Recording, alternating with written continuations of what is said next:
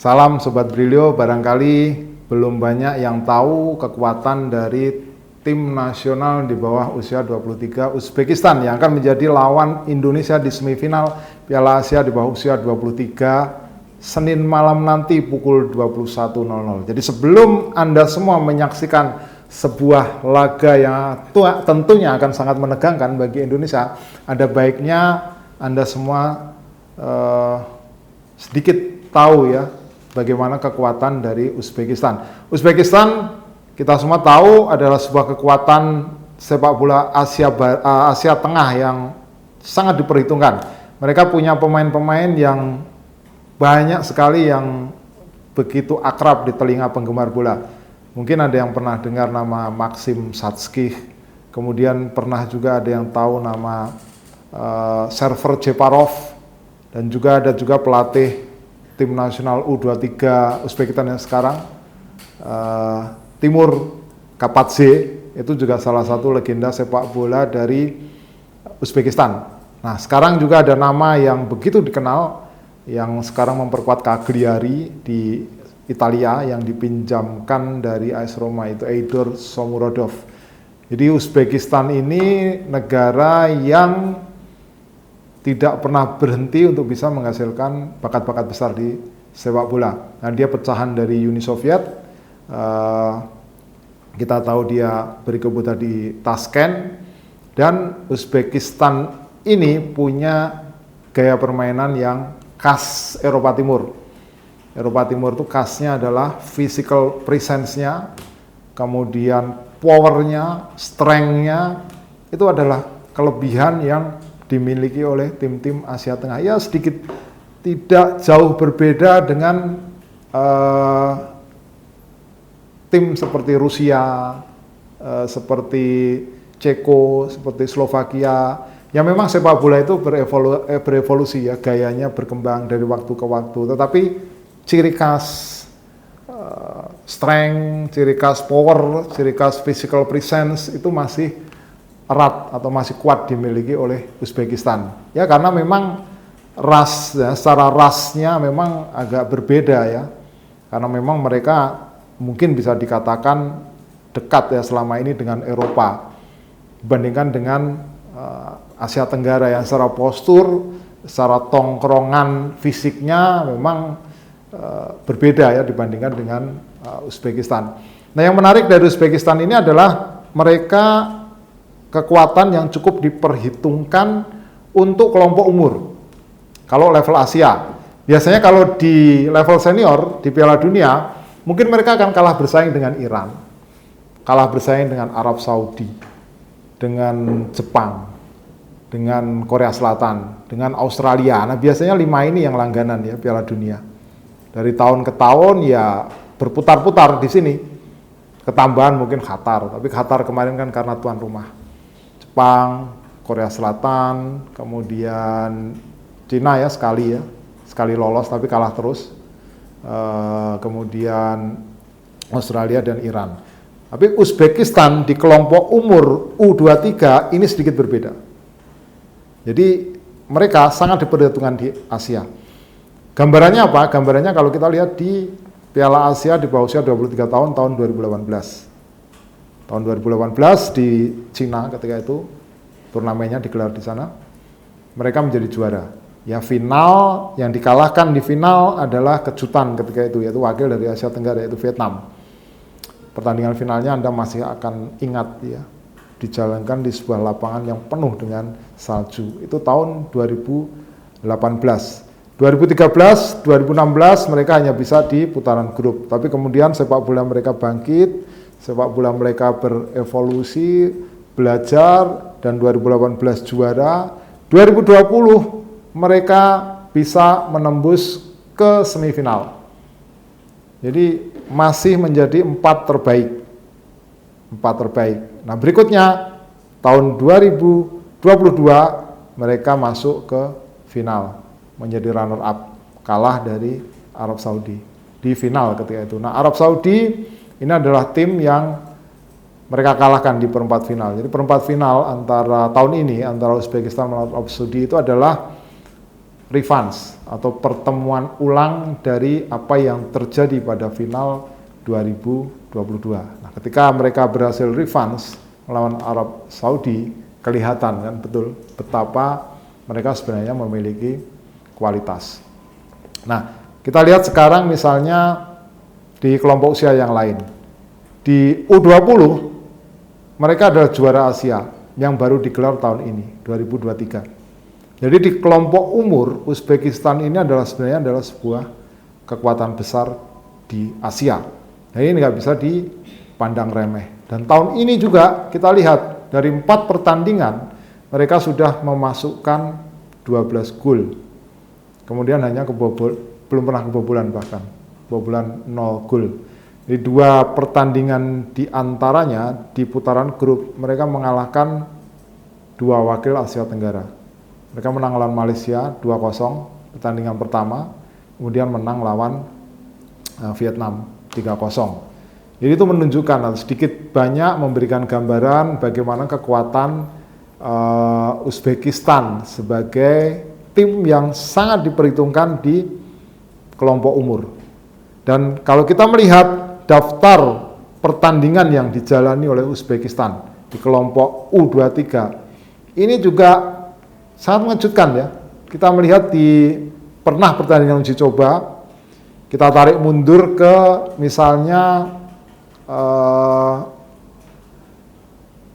perebutan perunggu di Asian Games 2023 ya. Asian Games 2022 titelnya, tapi dijalankan 2023. Jadi mereka waktu itu mengalahkan Hong Kong 4-0. Di semifinal mereka kalah dari Korea Selatan 2-1.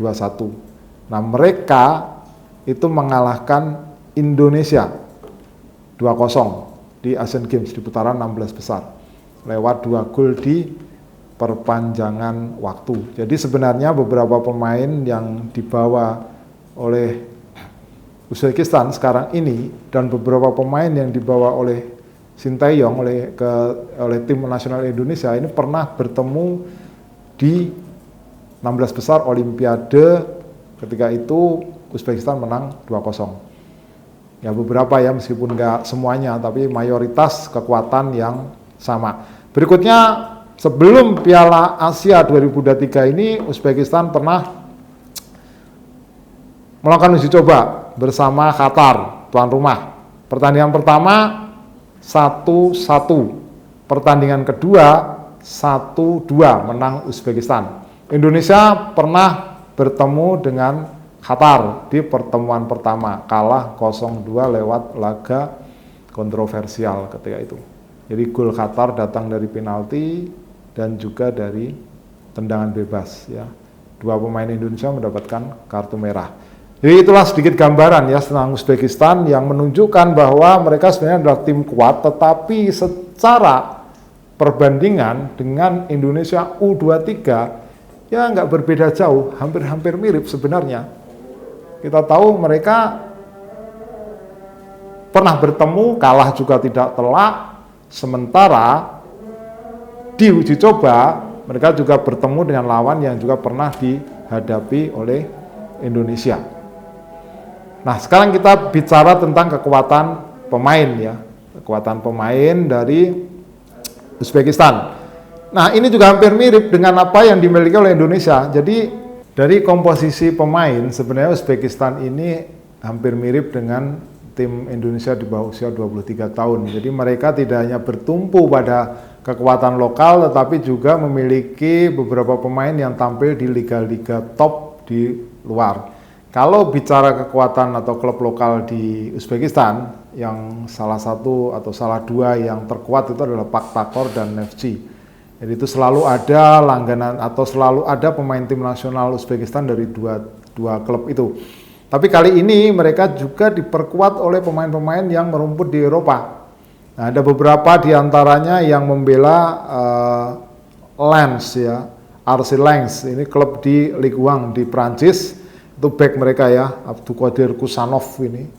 Jadi ini masih 20 tahun tapi dia sudah menjadi pemain penting di Ligue 1. Nah, kemudian ada juga pemain yang membela CSKA Moskow. Juga ada pemain yang tampil bersama Rubin Kazan. Juga ada pemain yang tampil di Liga Uni Emirat Arab bersama Al-Wahda. Jadi secara kekuatan hampir mirip ya. Kalau Indonesia kan juga selain diperkuat oleh pemain-pemain dari klub lokal, juga ada yang dari Heerenveen, Nathan itu misalnya. Kemudian dari Utrecht, Jenner ya, Van Jenner. Nah, kemudian juga Ado Den Haag ya, si Strijk ya. Nah, kemudian juga ada Marcelino Deinze, ada juga Cerezo Saka, Hapner. Jadi dari sisi kekuatan pemain ya hampir mirip kalau kita melihat sumbernya atau asalnya atau mereka dari mana. Nah, kekuatan dari Uzbekistan ini juga hampir mirip dengan tim yang pernah bertemu dengan Indonesia di 2000 di Asian Games di Hangzhou waktu itu.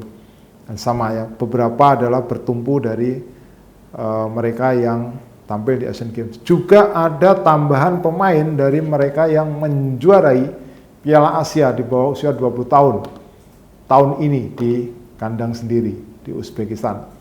Nah, secara kekuatan mereka cukup komplit. Secara gaya juga mereka adalah tipikal yang biasanya lawan tim-tim yang strength, power, physical kayak gitu agak susah ya buat Indonesia. Tapi nggak ada yang nggak mungkin ya. Kenapa? Karena kita tahu juga Indonesia ada tambahan suntikan pemain baru yang secara strength, secara power juga nggak kalah dibandingkan Uzbekistan. Ditambah lagi juga kalau kita lihat komposisi pemain Indonesia atau tim nasional Indonesia, ini mereka sudah lama berkumpul bersama. Bahkan kalau kita lihat komposisi di Indonesia ini, mayoritas itu adalah komposisi tim nasional senior Indonesia. Tapi hal yang sama juga dimiliki oleh Uzbekistan. Jadi beberapa pemain-pemain yang sekarang memperkuat U23 ini juga beberapa membela tim nasional senior. Jadi secara ukuran itu hampir mirip ya kekuatan antara Indonesia dan juga Uzbekistan. Jadi kekuatan pemainnya ya. Nah, sekarang tinggal pertarungannya adalah bagaimana nanti strategi di lapangan. Ya kalau kita lihat perkembangan Indonesia ya misalnya, sekarang sudah sangat bagus. Ya, kita tahu bahwa Uzbekistan ini memiliki kekuatan yang komplit. Tadi saya sudah jelaskan bagaimana komposisi pemain mereka yang tidak hanya berasal dari liga lokal, dari Neftchi, Pakhtakor, tapi juga ada yang dari RC Lens, dari Al-Wahda di Uni Emirat Arab, ada yang di CSKA Moskow, ada di Rubin Kazan. Tapi sesungguhnya kekuatan Uzbekistan, kenapa dia atau tim ini bisa mencetak 12 gol dan tidak kebobolan sama sekali, nyaris sempurna dari 4 pertandingan yang sudah dijalani sejauh ini, terletak pada kemampuan pemainnya yang merata. Jadi kalau kita lihat dari 12 gol itu dibuat oleh 10 pemain. Artinya apa? Artinya mereka memiliki sumber gol yang beragam. Tidak hanya dari striker, bisa dari pemain tengah, pemain sayap, pemain belakang juga. Nah, ini yang menjadi titik kekuatan dari Uzbekistan. Tapi apakah dengan kondisi seperti itu peluang bagi Indonesia semakin berat? Belum tentu juga. Masih sangat terbuka peluang bagi kita untuk bisa mengalahkan Uzbekistan dan lolos ke Paris 2024. Sekian, terima kasih.